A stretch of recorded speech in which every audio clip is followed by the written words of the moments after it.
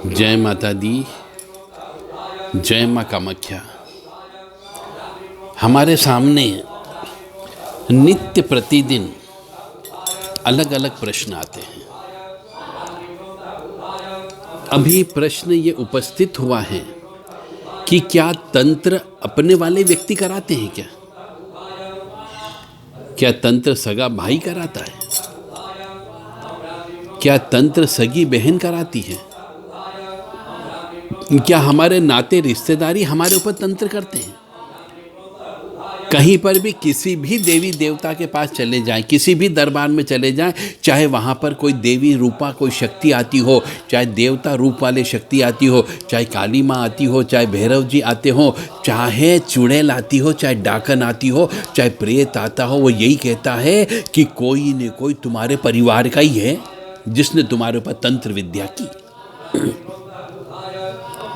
तो क्या अपने परिवार के व्यक्ति ही अपने ही खून के रिश्ते में ऐसी तंत्र विद्या कराते हैं क्या? बड़ा विचित्र प्रश्न है। और करने वाले भी ऐसे होते हैं जो पैसा लेकर के तंत्र कर देते हैं। कुछ व्यक्ति कहते हैं तंत्र नहीं होता है, कुछ व्यक्ति कहते हैं तंत्र होता है। पर जिसको ठोकर लगती है वही समझ सकता है कि तंत्र होता है। हर किसी के ऊपर तंत्र नहीं होता है। यदि कोई व्यक्ति सोच ले कि मुझे इस व्यक्ति को बर्बाद करना है, साम दाम दंड भेद से चाहे कुछ भी हो जाए, मैं बर्बाद हो जाऊं पर इसको मैं चैन से नहीं बैठने दूंगा, तो वह तंत्र का प्रयोग करता है। चाहे वो अपना रिश्तेदारी हो क्यों ना हो, चाहे अपना सगा भाई क्यों ना हो, चाहे भाभी भी हो सकती है, देवरानी भी हो सकती है, जेठ भी हो सकता है, जेठानी भी हो सकती है, ननंद भी हो सकती है, पड़ोसन भी हो सकती, सगी माँ हो सकती है, सगा पिता हो सकता है। तंत्र कोई भी करा सकता है। जो आपकी प्रगति से जलता हो वो आपके ऊपर तंत्र करा सकता है। आपका पड़ोसन करा सकता है, आपकी पड़ोसन करवा सकती है। तो तंत्र ऐसी चीज है जो करना बहुत आसान है, परंतु काटना बहुत मुश्किल है।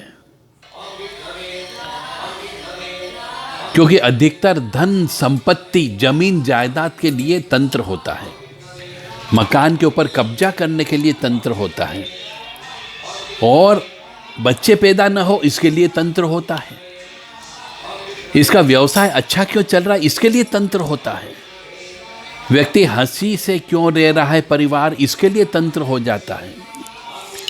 तो आपका पड़ोसी भी आपके ऊपर तंत्र करा सकता है, आपका भाई भी करा सकता है, आपकी सास करा सकती है, आपका ससुर करा सकता है, आपका साले साहब भी करा सकते हैं। तो अपने खून के रिश्ते वाले भी और दूसरे रिश्तेदार भी तंत्र करा सकते। यदि वो धार ले कि मुझे इसको बर्बाद करना है तो वो बर्बाद करके रहेगा। तो ये प्रश्न बिल्कुल उचित है कि तंत्र अपने वाले व्यक्ति ही ज्यादा करते हैं। यदि मैं आपको नहीं जानता, मेरी आपसे कोई किसी प्रकार का कोई लड़ाई नहीं, कोई झगड़ा ही नहीं, मुझे आपसे कोई लाभ नहीं मिलने वाला, तो मैं आपके ऊपर क्यों तंत्र करवाऊंगा? तंत्र करवाने का उद्देश्य होता है कहीं न कहीं पर प्रत्यक्ष अप्रत्यक्ष रूप से लाभ की प्राप्ति होना, तभी तंत्र होता है। तो सोचो, समझो, विचार करो। हमेशा मनुष्य के आचार विचार व्यवहार को देख करके सजग रहो, तंत्र से बचो, अन्यथा जिंदगी बर्बाद हो जाती है, पैसा बर्बाद हो जाता है।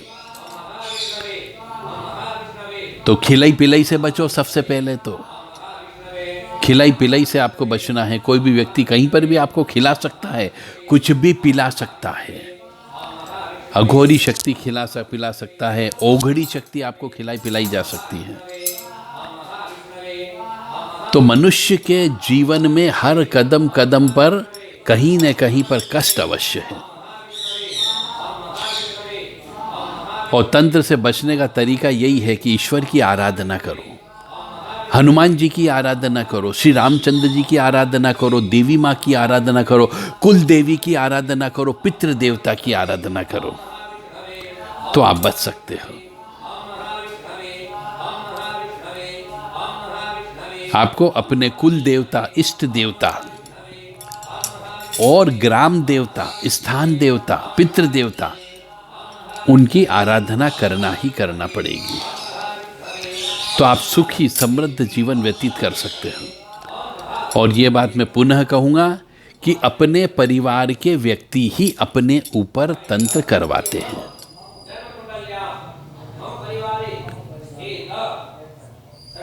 जय माता दी, जय मां कामाख्या। सजग रहें और अपने आप को सुरक्षित रखें। अपने पितृ देवता, कुल देवता, इष्ट देवता की पूजन अर्चन करते रहें। घर के अंदर सुख, समृद्धि, शांति बनाए रखने के लिए रोजाना होम अवश्य करें। मनुष्य के जीवन में कब किस समय तंत्र हो जाए मालूम नहीं होता है। तो जिस मनुष्य का चंद्रमा कमजोर होता है, जिस मनुष्य के जीवन में चंद्र ग्रहण के दिन पैदा हुआ हो, जो मनुष्य सूर्य ग्रहण के दिन पैदा हुआ हो, जो मनुष्य शनि और राहु की युक्ति में पैदा हुआ हो, तो मान करके चलें कि तंत्र होता ही होता है, चाहे कहीं पर भी बैठा हो। इसलिए अपनी कुंडली अवश्य चेक करवाओ कि आपके परिवार का कौन सा सदस्य की आत्मा कमजोर है, यानी कि जिसका मनुष्य गण में जन्म हुआ हो, जिसका देवगण में जन्म हुआ हो। चंद्रमा अकेला बैठा हो, चंद्रमा के आगे पीछे कोई न हो, चंद्र राहु की युक्ति हो, चंद्र शनि एक साथ बैठा हो, शनि राहु एक साथ बैठा हुआ हो, तो मान के चले कि तंत्र होगा ही होगा। कोई न कोई इसका गुप्त शत्रु होगा जो परिवार का सदस्य हो सकता है। तो तंत्र से बचने का तरीका, क्योंकि व्यक्ति प्यार से छुरा भोगता है तंत्र के माध्यम से, मिठाई खिलाता है, पान खिलाता है, किसी में भी डाल के खिला सकता है, गंदी चीज खिला देता है, अपने शरीर का अंग, गंदा अंग निकाल के खिला देता है, उससे भी तंत्र हो जाता है। और कुछ लोग शमशानी विद्या करवा देते हैं, मरघट मसान की विद्या करवा देते हैं, कब्रिस्तान की विद्या करवा देते हैं। तो अपनी परिवार के सदस्यों की, अपने बच्चों की और अपने परिवार के सदस्य यानी पत्नी की भी जन्म पत्रिका अवश्य आप चेक करवा लें कि चंद्रमा कमजोर तो नहीं है। और चंद्रमा कमजोर होने के साथ साथ उसका उपाय भी अवश्य जितनी जल्दी हो सके कर लें। रक्षा कवच अवश्य ध्यान करके अपने साथ में रखें, शरीर से रक्षा कवच को दूर नहीं करें। हनुमान जी की सेवा अवश्य करते रहें। जहाँ पर भी आपको काली माँ का मंदिर मिले वहाँ अवश्य दर्शन करने जाया करें। भैरव जी के मंदिर भी अवश्य जाया करें, क्योंकि शनि दोष, राहु दोष, कालसर्प दोष, नाग दोष, पितृ दोष, इन सब से बचने के लिए आपको भैरव जी और काली जी की उपासना करना चाहिए। तो ही आप सुखी और समृद्ध रह सकते हैं। मेरी बात को मानना या नहीं मानना अब आपके ऊपर निर्भर करता है। तो परिवार के सदस्यों से भी बच करके रहना है। और ध्यान रखिए कि यदि आपके बच्चे अचानक पढ़ते पढ़ते डफर हो जाए, पास नहीं हो, तो समझ जाओ कोई ना कोई तंत्र विद्या हो गई है। यदि किसी मनुष्य को गंदे सपने आना प्रारंभ हो जाए, तो समझ जाओ कोई न कोई ऊपरी बाधा, तंत्र बाधा हो गई है। यदि बच्चे की 12 से 4 के बीच में निश्चित समय पे रोजाना या अधिकतर समय पे नींद खुलने लग जाए, तो समझ जाओ तंत्र बाधा हो गई है। यदि बच्चे की छाती पर कोई न कोई आकर के अचानक बैठ जाता हो, वो जड़ जैसा बन जाता हो, तो समझ जाओ ऊपरी बाधा, तंत्र बाधा लग गई है। बच्चा यदि बहुत ज़्यादा नींद लेने लग जाए, बहुत ज़्यादा खाना खाने लग जाए, तो समझ जाओ तंत्र बाधा हो गई है। तो मेरा धर्म था कि आपको मैं ज्ञान दूं, कि आप समझें कि वास्तव में तंत्र होता है। नहीं मानते हो तो आपको कष्ट अवश्य भोगना पड़ेगा। जो सिम्टम हमने बताए, यदि वो सिम्टम आते हैं तो समझ जाओ तंत्र हो गया। यदि स्त्रियों के बाल गुच्छे के गुच्छे टूटने लग जाए तो समझ जाओ तंत्र बाधा हो गई है। गंदे और बुरे सपने आने लग जाए, डरावने सपने आने लग जाए तो समझ जाओ तंत्र बाधा हो गई है। और यदि ये सपने दूज छठ 14 को आए तो निश्चित तौर से तंत्र बहुत तगड़ा हुआ है, शमशानी तंत्र हुआ है, यह मान करके चलें।